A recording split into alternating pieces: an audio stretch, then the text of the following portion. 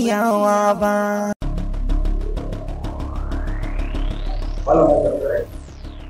Barka da yau. Na ba da gaya da ke. Nan ne aka ce an hawo da tujuwa.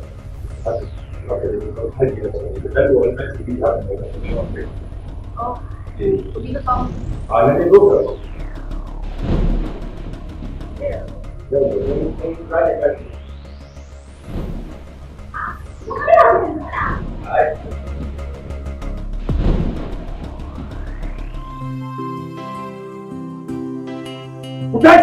Haba mana, wannan ai sai ka razana marasa lafiya ba a hayaniya a asibiti. Nan asibiti ne. Yi haƙuri to a fusace nake. Karbi takardar nan ka karanta.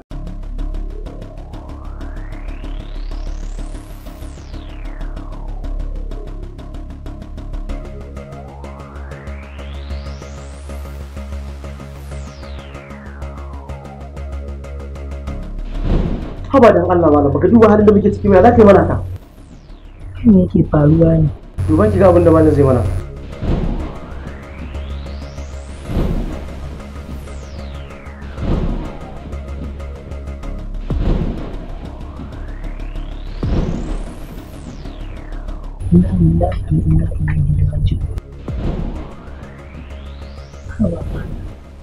Yanzu ba mun gama magana da kai ba kuma za ka mana haka?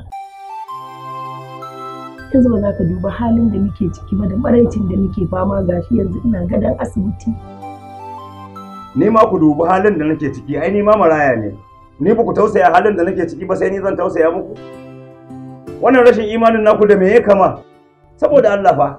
Dan Allah malam kai hakuri ka ba mu lokaci. Ni fa na riga na yanke hukunci. Wannan takarda da ka gani ba rubutu na bane daga kotu ne. Ko ku ban kuɗi na ko ku tashi daga gida. Gidana ne fa. Inna lillahi wa inna ilaihi raji'un. Yanzu da cutar zan ji ko kuma da wannan masifa. Wai waye kai? Ke wace ce ke? Ni likita ce. To ni suna na Malam Sambo. Kuma da kika gani nan lafiya ta kalau ba ni da bukatar gana da likita a yanzu.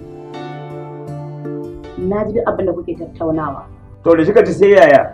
Ko biki ji ba in maimaita miki? Saboda na ji nake son sanin waye kai da kuma abin da ya haɗa ni. To suna na Malam Sambo. Sanin halina ku sai kin shekara 10 baki sani ba yarinya. Yawwa karfan aska ne ni kera ni sai makeran asali.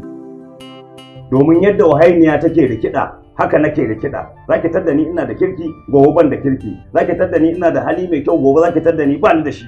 Zaki tadda ni mai mutunci wata ran kuma ki tarar ba ni da mutunci. Domin yanzu ma rigar rashin mutuncin na sako akan kuɗi na.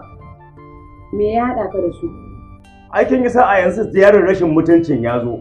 Saboda haka sai dai ki tambaye su. Mama waye wannan mutumin ya ɗauko da shi? Kin ga abin da ya haɗa mu nan a takarda.